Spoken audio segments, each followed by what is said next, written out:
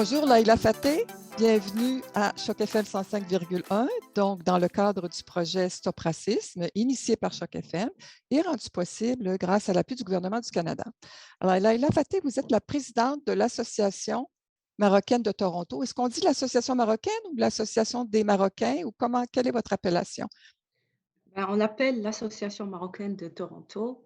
Et bonjour Annick, merci beaucoup pour votre invitation. Je suis vraiment ravie d'être là avec vous aujourd'hui pour justement contribuer à cette belle initiative et discussion. Alors, si vous me permettez de me présenter, comme vous l'avez bien dit, mon nom est Leïla Fateh, je suis la nouvelle présidente élue de l'Association marocaine de Toronto depuis le 13 mai, le 14 mai plutôt, euh, avec une équipe de 6 personnes que j'aimerais bien nommer, donc Sophia, Hussam, Youssef, Hassan, Abdullah et Salim. Donc, personnellement, je travaille dans le domaine du soutien psychosocial et de la gestion du comportement. J'encadre dans le même domaine. Je suis très impliquée dans tout ce qui est francophone et tout ce qui est service à la communauté francophone. Et quelle est la mission en fait de l'association? La mission justement de l'association est de promouvoir la culture marocaine, de la faire connaître aussi aux nouvelles générations, donc garder le lien avec le Maroc, avec leur culture au sein du Canada, instaurer une dynamique de solidarité communautaire, défendre les intérêts de notre communauté, pardon, et aussi conseiller et guider du mieux que l'on peut avec les peu de ressources, on peut dire que nous avons quand même comme un petit organisme aidé la communauté et les nouveaux arrivants dans leur nouvelle aventure quoi, au sein de notre Canada. Est-ce que la communauté marocaine est importante à Toronto? Est-ce qu'elle est, comment je pourrais dire, en expansion? Oui, elle est vraiment en expansion et les Marocains se trouvent dans presque tous les domaines et tous les secteurs. On est vraiment très actifs comme communauté. Donc, vous avez combien de membres? Est-ce que vous avez une idée de membres qui participent à vos activités? Ben, régulièrement, on peut dire qu'on a parfois entre 200, 250 Ah, quand même, oui. personnes présentes durant les activités. Les membres, c'est vraiment le nombre plutôt des membres de l'association, ça continue à s'élargir. Est-ce que ce sont des gens qui sont nouvellement arrivés en Ontario ou qui viennent d'arriver du Maroc ou ce sont des gens qui sont déjà ici depuis un certain temps? Ben, pas nécessairement, nous avons des gens qui sont ici depuis des quarantaines d'années et aussi des personnes qui viennent d'arriver nouvellement au Canada. Donc, vous avez une mixité de gens, des nouveaux immigrants d'origine marocaine et des gens qui sont ici depuis très longtemps. Exactement. Et nous avons aussi des membres, les amis que l'on appelle les amis du Maroc, qui ne sont pas Mhm. d'origine marocaine. Oui. D'accord. Et en fait, on parle du thème participation sociale en relation avec les attitudes racistes.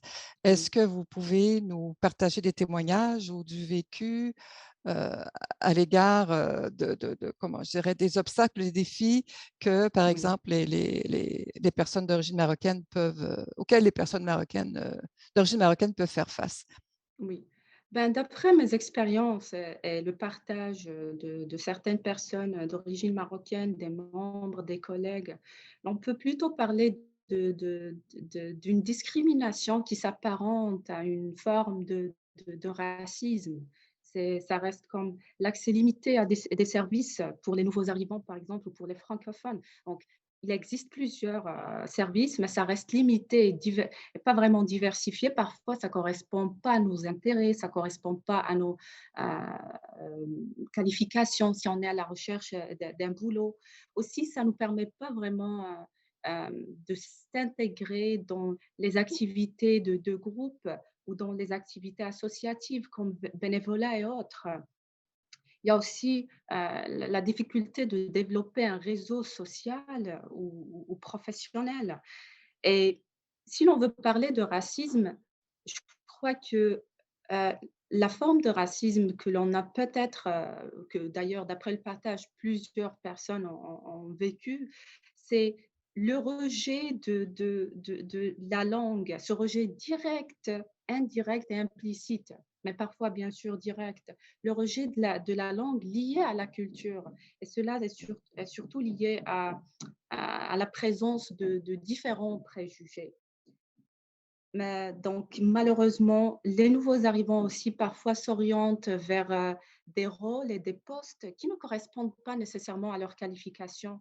Cela est dû majoritairement à la langue, mais aussi à à l'expérience canadienne qui reste un requis, même si c'est pas officiel, mais ça reste qu'un requis comme vous le savez et qui n'est pas nécessairement présent lorsqu'on vient juste d'arriver au Canada, en plus de parler une langue française, qui est une langue officielle en Ontario, mais minoritairement parlée, comme vous le savez.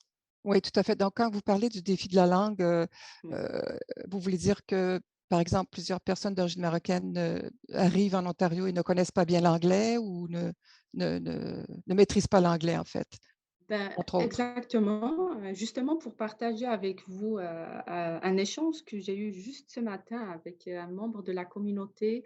Donc la famille parle majoritairement français et arabe, et donc elle se trouve dans une situation assez difficile, justement à cause de la langue. Donc il y a pas vraiment accès à plusieurs services, surtout qui se trouvent pas nécessairement, sur Toronto. Ce qui limite encore plus l'accès aux services, en français. Donc, est-ce que c'est un exemple d'aide, que vous apportez auprès des personnes, des ressortissants d'origine marocaine? Justement, Oui, l'aide à l'établissement, f f oui, con faire des ponts, exactement. en fait, entre, la communauté marocaine et les services, en français, E par exemple, dans différents domaines? exactement, c'est l'une des ressources que nous offrons aux membres de la communauté, aux membres de l'association marocaine. Donc nous les dirigeons vers, nos partenaires. Nous avons plusieurs partenaires qui offrent des services en français. Nous les dirigeons vers ces services, que ce soit pour des services d'emploi ou d'établissement ou de connexion. Heu Nous offrons aussi, ce qu'on appelle un soutien, intracommunautaire. C'est que l'on invite les Marocains qui sont bien installés ici, qui travaillent dans différents domaines, pour justement partager leur expérience, leurs conseils avec les nouveaux arrivants. Mmh. Et en 2020, l'association marocaine a organisé du bénévolat, donc en faveur de plusieurs, personnes nouvellement arrivées ici, au Canada. Donc pour leur permettre d'avoir cette expérience, dite canadienne et aussi pour avoir, s'initier à la culture de travail canadienne. Donc et plusieurs personnes qui ont été bénévoles au sein de notre établissement ont pu, décrocher un boulot après cette expérience. Donc en fait, c'est, en partie, vous expliquez comme un une espèce de réseau de soutien entre pairs finalement, PAIRS, qui permet aux gens de se rencontrer puis d'échanger des ressources, des informations et cetera. Vous avez référé à des partenaires. Qui sont vos partenaires, entre autres? Par exemple, le centre francophone, du Grand Toronto, donc on réfère, beaucoup de membres de notre communauté vers, notre partenaire parce que comme vous le savez, ils ont des services d'emploi, des services de connexion d'établissement. Donc justement, la personne avec qui je parlais ce matin, je compte la diriger vers, l'orienter vers notre partenaire, le centre francophone. Est-ce que vous diriez aussi qu'il y a un certain nombre de personnes d'origine marocaine qui, arrivent du Québec? Parce qu'on sait que la communauté maghrébine est quand même assez importante au Québec, hein, dans la région de Montréal, entre autres. Est-ce que Oui. vous avez remarqué ce mouvement ou, Oui, bien évidemment, nous avons plusieurs membres qui viennent d'arriver du Québec, plus précisément pas de Montréal surtout. Donc c'est vrai, comme vous savez, il y a un grand changement aussi, même lorsqu'on a vécu au Canada pour plusieurs années, mais aller du Québec vers l'Ontario, donc les personnes sont aussi à la recherche d'informations, pour mieux s'adapter. Donc on reste un organisme ouvert pour tout le monde. Parfois, on peut être même approché par des personnes non marocaines et on continue à offrir ce genre de soutien. Donc notre organisme, il est ouvert pour, comme je l'ai dit, pour les Marocains et les amis du Maroc. quels seraient vos conseils à un nouvel arrivant, d'origine marocaine qui arrive à Toronto? Ben, je dirais contacter l'association marocaine de Toronto Voilà. parce qu'on est là justement pour vous soutenir. On est là pour partager nos expériences et aussi pour se trouver un espace positif et inclusif. On est tous à la recherche de ça et on guide aussi la personne où trouver la bonne information. Parce que parfois l'information est là, présente, mais est-ce qu'elle est pertinente? Est-ce qu'elle correspond à nos besoins? Cela dépend. Donc, mon conseil, c'est approcher l'Association marocaine de Toronto. Pour éventuellement recevoir finalement une aide à l'établissement, une aide à l'intégration sociale, l'intégration Exactement, culturelle. oui, Donc, vous êtes, l'association est en développement, l'Association oui. marocaine de Toronto est en développement. Est-ce que vous pouvez nous partager vos réflexions par rapport à votre évolution prochaine ou vos prochaines orientations? Alors, on compte maintenir et évoluer. Donc, comme vous le savez, l'association marocaine a quand même pu, heu, servir, la communauté depuis des années. Donc on compte continuer à maintenir, la réussite du CA précédent, des CA précédents aussi, mais on compte évoluer. On est un CA assez ambitieux, encouragé, jeune d'esprit et d'espoir et de cœur aussi. Donc pourquoi pas créer plus de partenariats? Donc on reste ouvert pour les partenaires francophones ou autres.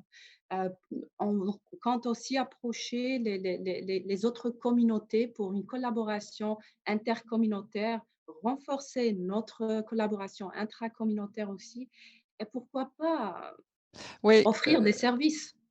oui, ce que vous venez d'évoquer, là, je trouve ça particulièrement intéressant, cette collaboration entre différentes associations culturelles. Oui, Pour renforcer justement nos efforts vers l'inclusion et puis vers la gestion de la diversité culturelle d'une manière la plus positive possible. exactement. Il faut approcher les autres pour réussir cette inclusion. Donc l'inclusion, c'est pas juste entre une seule communauté, c'est entre les communautés. Donc et on espère pouvoir justement tisser plus de liens d'union et de Est-ce, fraternité. voilà, c'est très excellent, merci.